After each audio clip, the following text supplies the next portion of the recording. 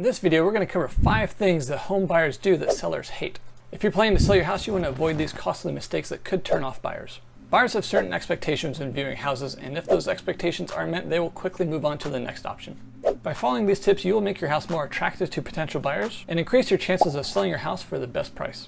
So whether you're a first-time home seller or have sold many houses before, this video should be helpful to you. So you're about to put your house on the market, and obviously you want to do everything you can to get it sold quickly and for as much money as possible.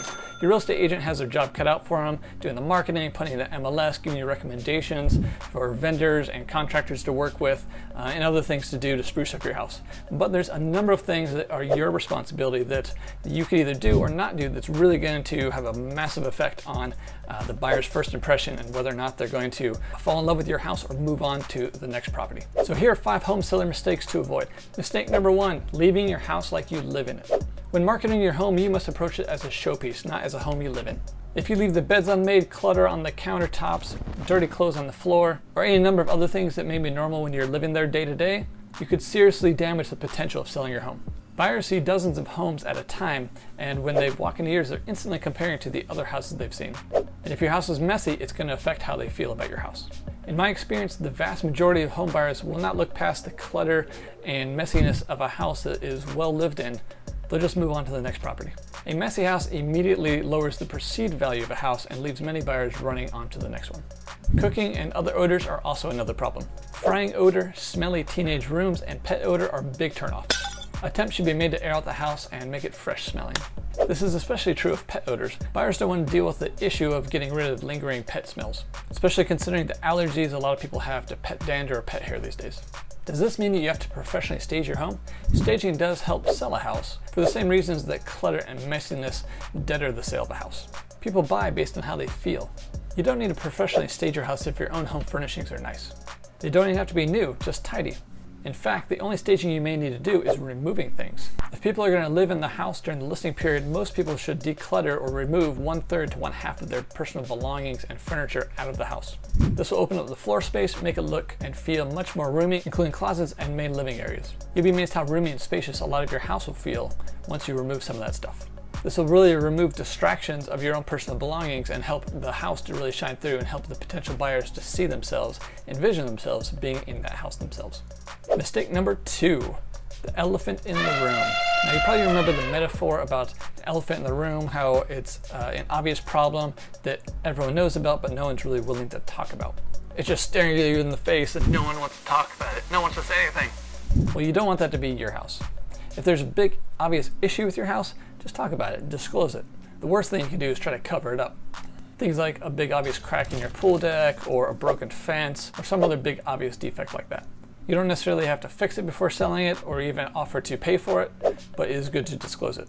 Now obviously if you do have the funds and the time to fix those types of things before selling, they'll often help increase the perceived value of your house, and people will feel like it hasn't had deferred maintenance, that you've actually taken good care of your property. But if you do tell them about it, they'll also know you're honest and not trying to hide anything, which will often make potential buyers feel more at ease, that you're going to be a good person to work with. They can trust you as a home seller. Mistake number 3, being at home during showings. Sellers being at home during a buyer's showing is a big reason why some buyers will skip right over that house and move on to the next one. The best thing you can do during a showing is go away. Let the buyer's agent do their job, show your house. What buyers don't want is for a seller to be lingering around and hovering and they feel uneasy or they can't talk freely with their agent and they have to, maybe feel rushed. Whatever feeling they may be getting by having the seller present is not going to be a good one. Now you may think, well, I want to tell them about this and I want to show them that. Most buyers just want to walk the house at their own pace, look at their own things, and the things that may be important to you to show them, they may not care about. So it's best just to leave the house during those showings, let the buyer's agent do their thing, and if they have any questions, the buyer's agent will contact your agent. Now in a situation where maybe you have teenagers or day sleepers, night workers, where during the day when someone might be doing a showing, there's going to be someone there, that's a little more of a challenging situation. I've talked to your listing agent about what to do in that situation.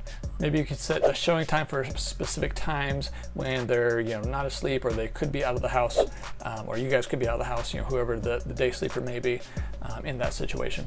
And that coincidentally takes us into problem number 4, or mistake number 4, which is making showings difficult to schedule. Now, I've seen this one hurt home sellers the most.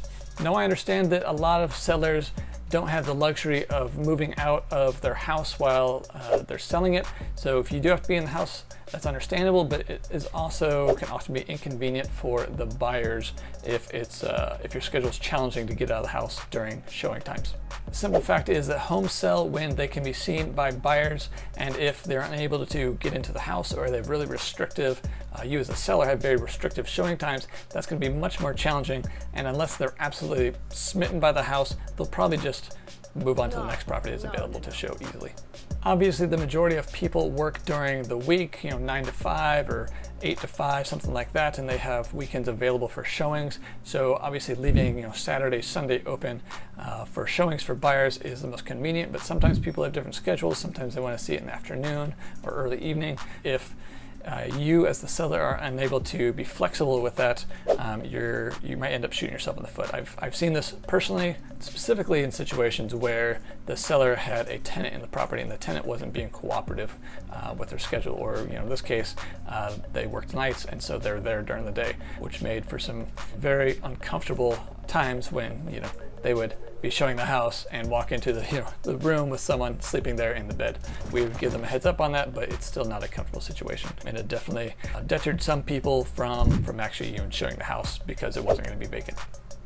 So while I know it's inconvenient for you as the seller to leave the house every time a new buyer's agent schedules a showing, I would highly recommend staying flexible on that because you never know which one of these agents may be bringing that perfect buyer for your house. So stay flexible. I know it's inconvenient. Just get out of the house during showings. Before I get to my final mistake, if this video has been helpful to you, give it a thumbs up below, leave a comment, let me know what you liked, and maybe if you have any questions, I would be more than happy to answer those for you. Or if you're having trouble finding a good real estate agent in your area, click on the free consultation link in my description below, and I'm happy to give a recommendation to you no matter where you are in the country. And I'll connect you with one of my trusted referral partners of over 3,000 agents across the country. And moving on to mistake number 5, not managing pets. While your pet may be the most wonderful, kind, awesome pet in the whole world, some people are just going to be turned off by it, distracted by it, afraid of it. You can't help that. So the best thing to do would be to take your pet with you if you can. If it's a big animal, maybe put him in a crate in the garage. Just kind of get him out of the way so that it is not a distractor from potential buyers looking at your property. And this doesn't just go for the typical, cat and dog pets. I've seen, people freak out and run out of the house screaming because of tarantulas, in the cage and for the son's room, or a snake. Some people get freaked out by, animals like that, even though they're, in cages. And while I'm on the topic of pets, I do want to re-emphasize my point earlier in the video. Pet odors are a big turnoff. So if you can make it smell like a fresh spring day outside, do that. If you can get rid of, any pet odors. Maybe you're immune to the smell, have a friend come over, that's going to be honest with you, ask them. Because unfortunately, the perception, even if you have the most clean house on the block, the perception is going to be that if it smells funny or smells like pets, it's dirty and you don't take care of it, or maybe you don't maintain the house.